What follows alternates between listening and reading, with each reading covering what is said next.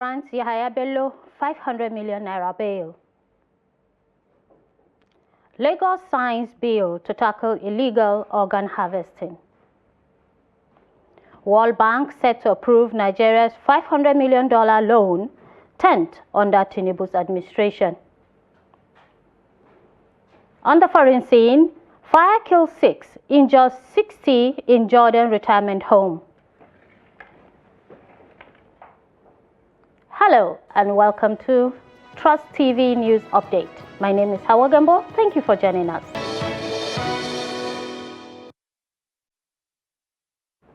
The Federal High Court in Abuja has granted bail to the immediate past governor of Kogi State, Yahaya Bello, to the tune of 500 million naira. Justice N500m, who presided over the court session on Friday, ordered that the former governor must produce 2 sureties in like sum.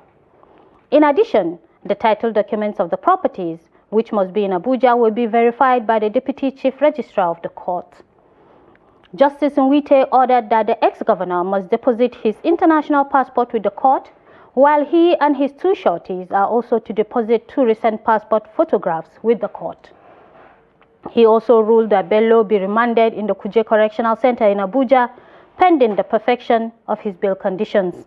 Bello pleaded not guilty to the alleged 80 billion naira fraud leveled against him by the Economic and Financial Crimes Commission, EFCC.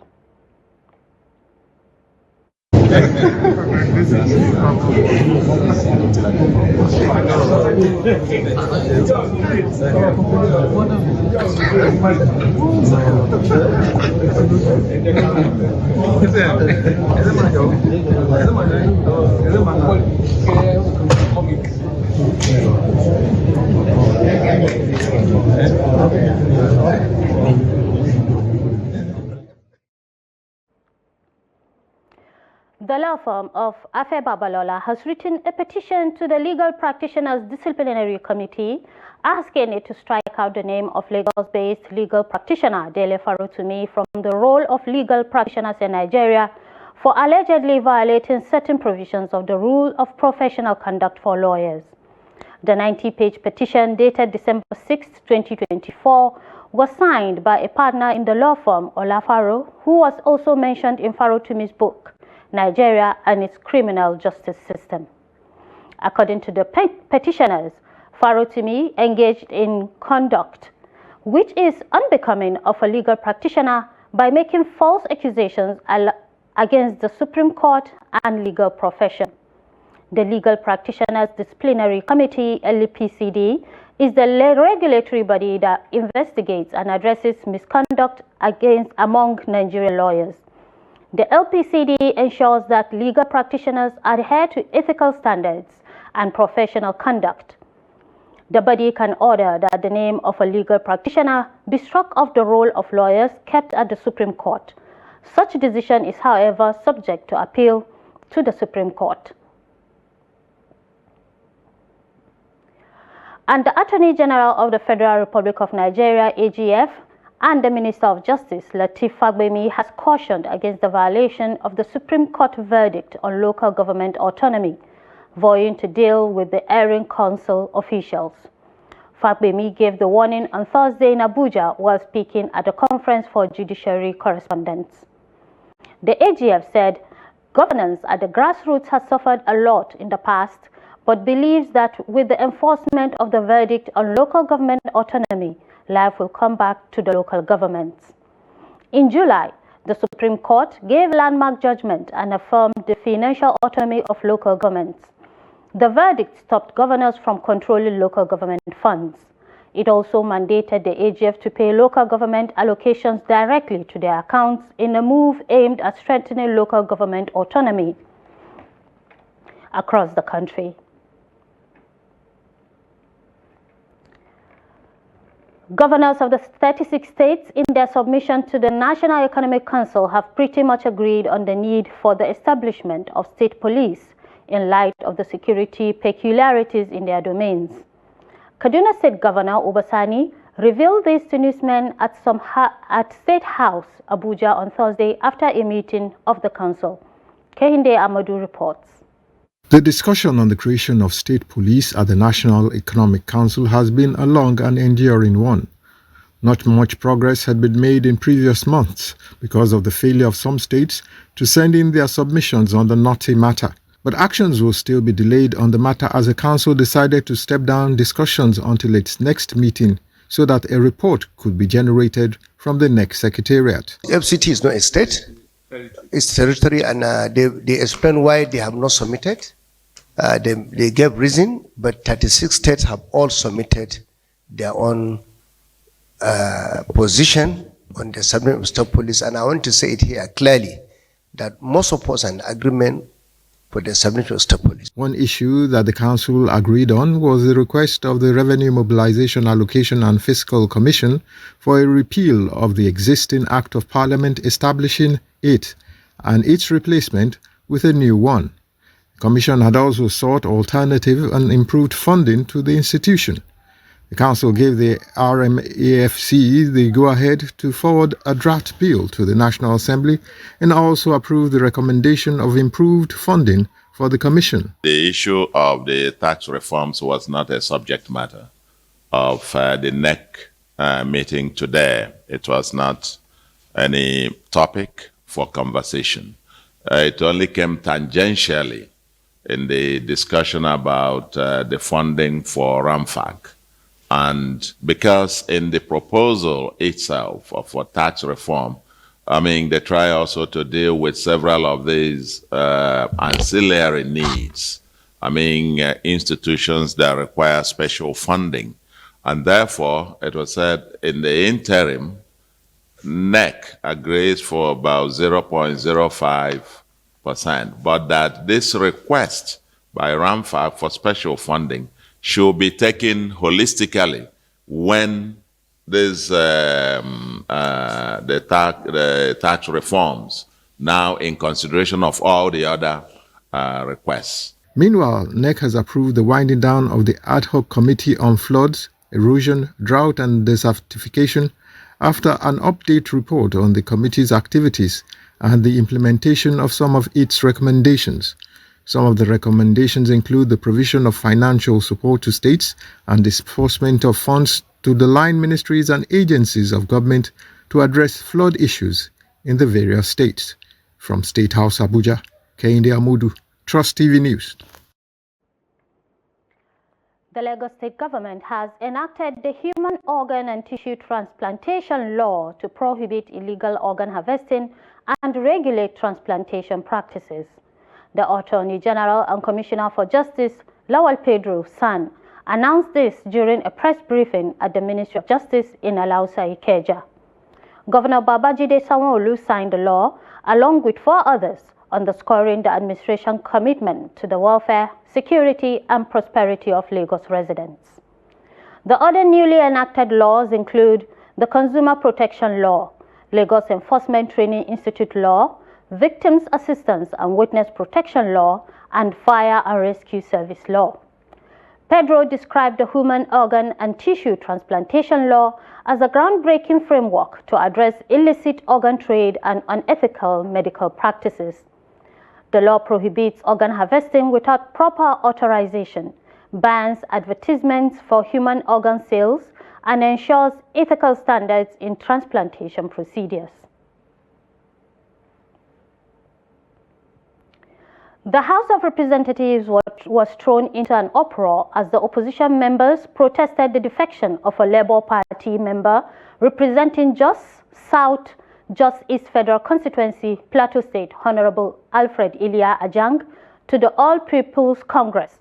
The lawmaker's defection, the 6th from the Labour Party within a week, was announced during plenary with former Plateau State Governor Senator Simon Lalong in attendance. The report. In a letter read by Speaker Tajuddin Abbas, the lawmaker cited internal crisis in the Labour Party and a desire to align with the developmental policies of the APC government under Bola Tinubu. The APC's commitment to infrastructural development, economic growth, and national unity resonates deeply with my vision for Plateau State and the country at large. I believe that by joining the ruling party, I will be better positioned to contribute to the realization of these developmental goals and bring much needed support to my constituents. However, opposition members insisted that his seat be declared vacant. Deputy Minority Whip George Ozodunobi acknowledged there was no crisis in the Labour Party, but refrained from repeating past arguments.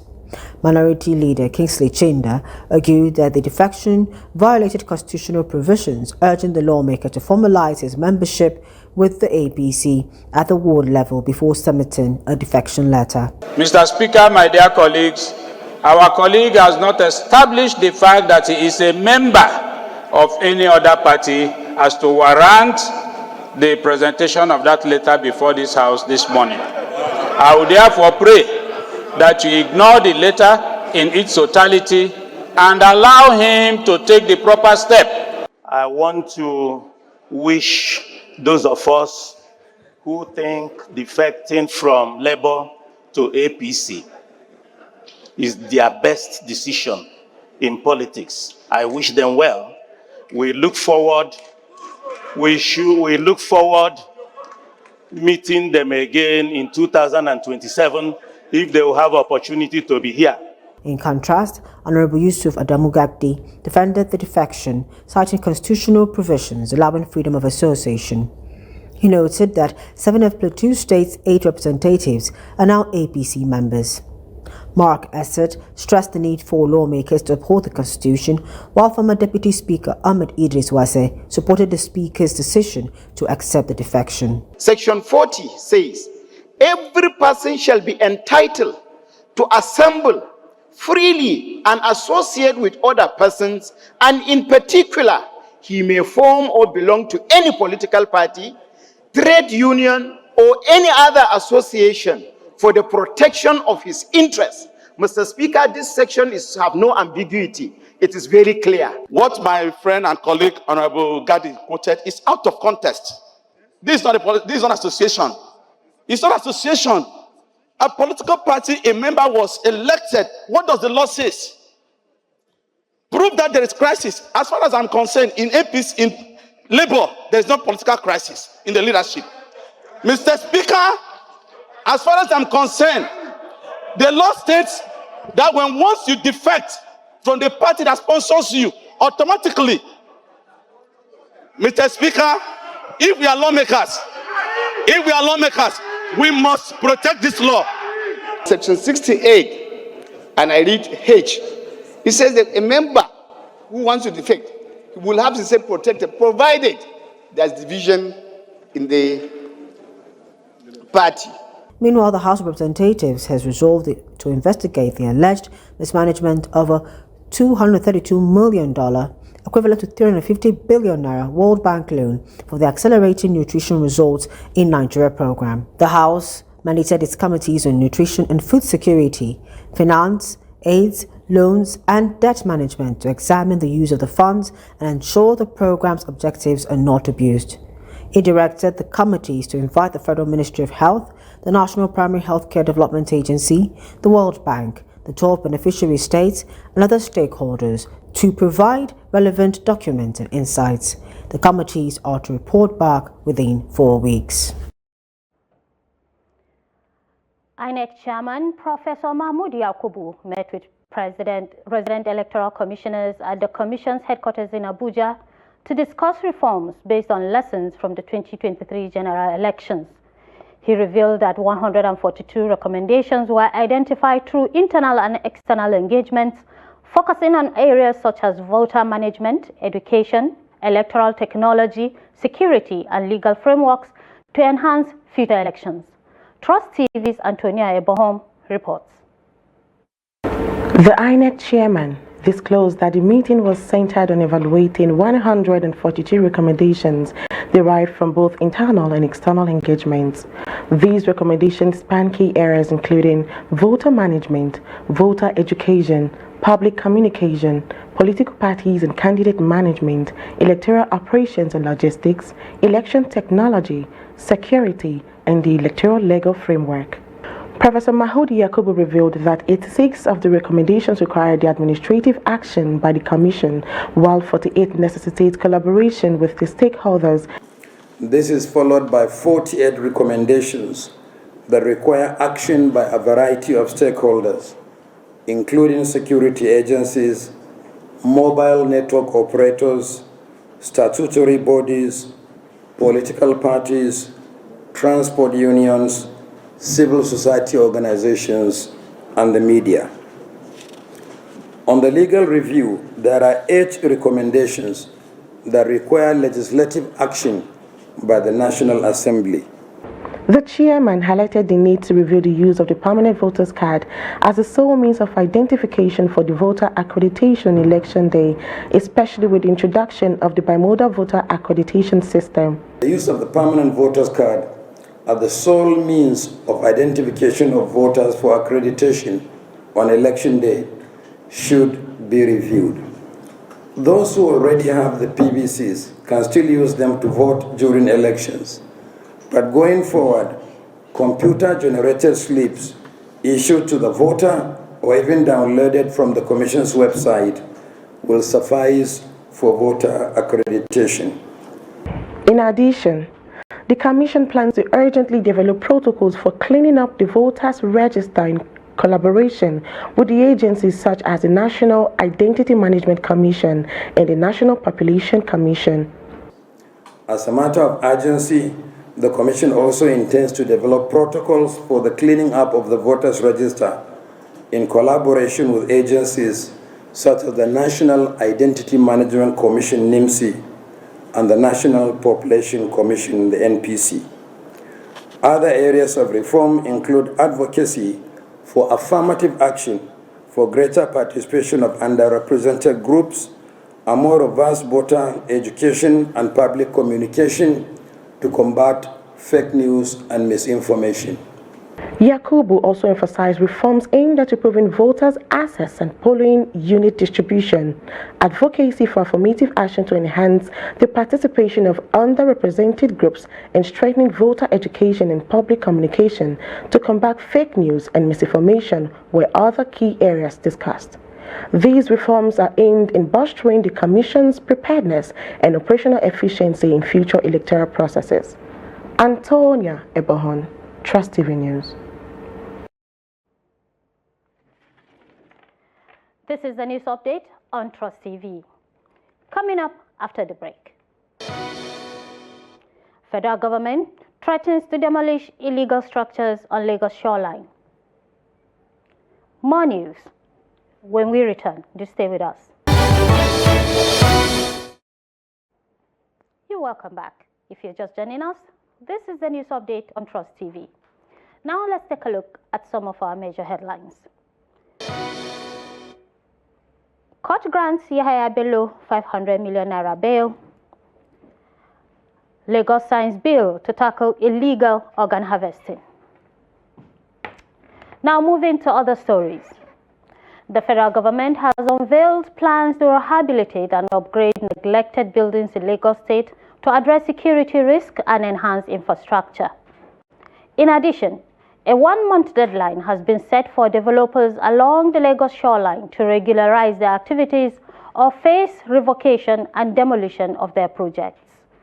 These announcements were made by the Minister of Housing and Urban Development, Ahmed Engiwa, during his inspection tour in Lagos. The report. During the official assessment visit, Minister Dangiwa reiterated the government's commitment to revitalizing abandoned federal properties.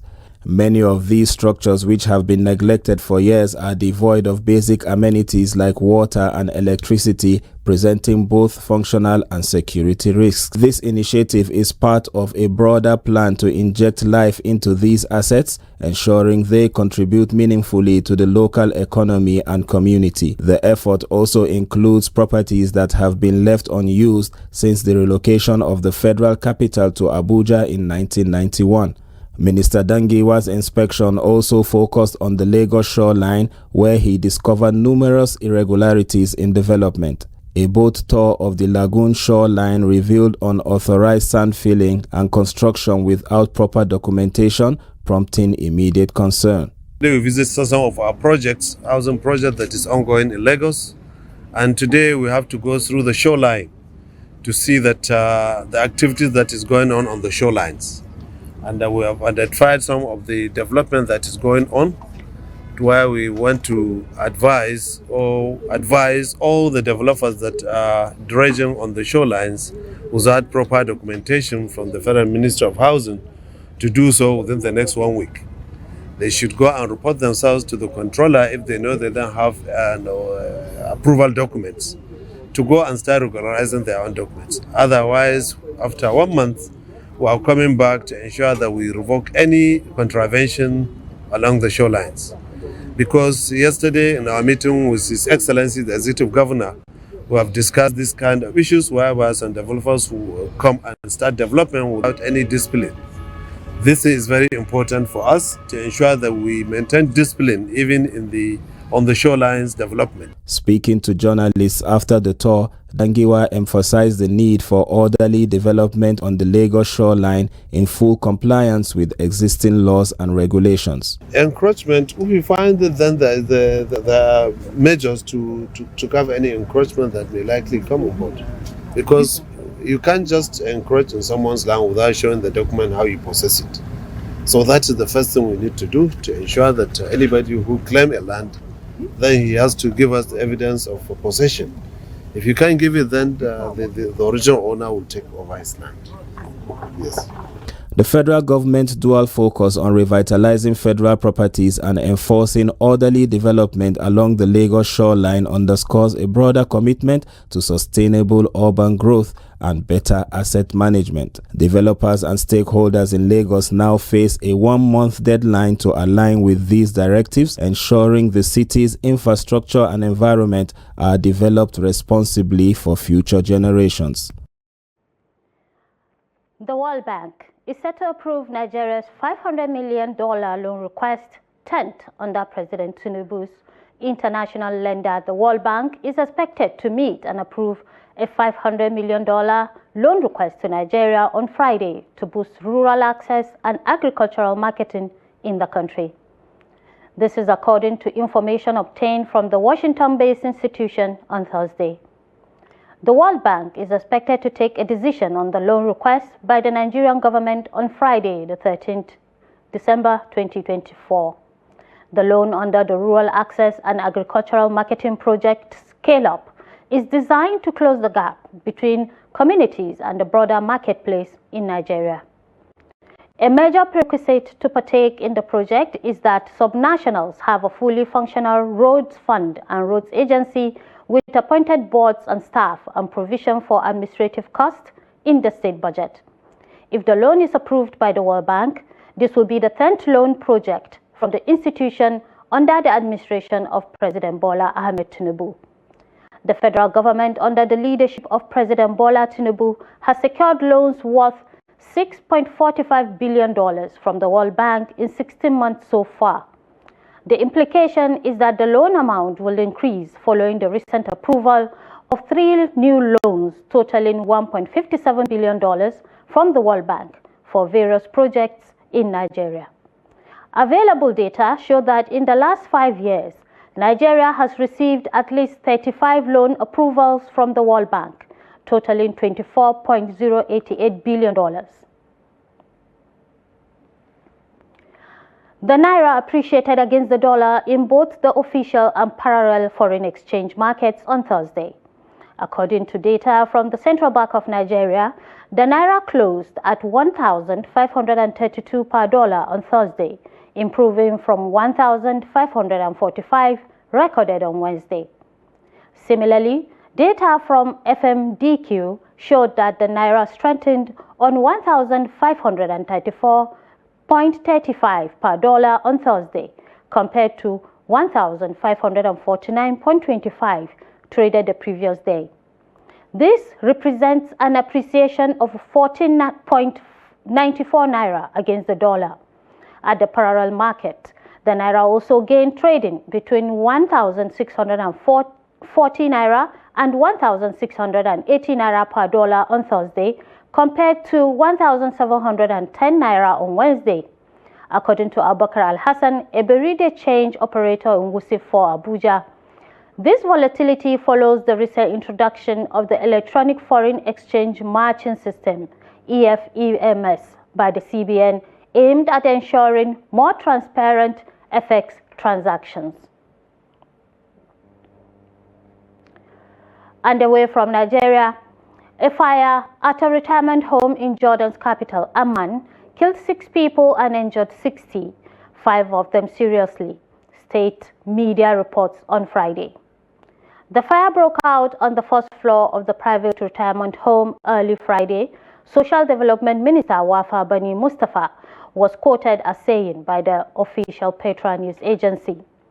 The fire killed 6 elderly, badly injuring 5 and moderately injuring 55 more, she said.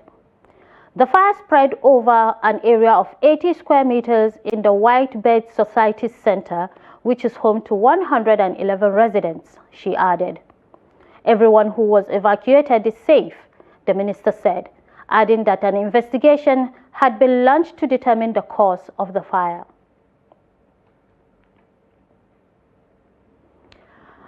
And in sports, Ayimba have departed Nigeria for their CAF Confederation Cup clash against Black Bulls of Mozambique.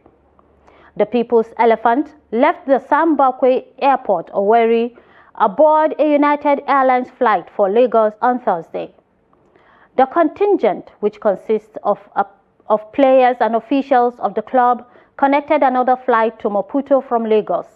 They are expected to arrive in Maputo on Friday. The encounter will take place at the Estadio do Zimpeto on Sunday. Ayimba have recorded 1 point from their opening 2 games in the competition.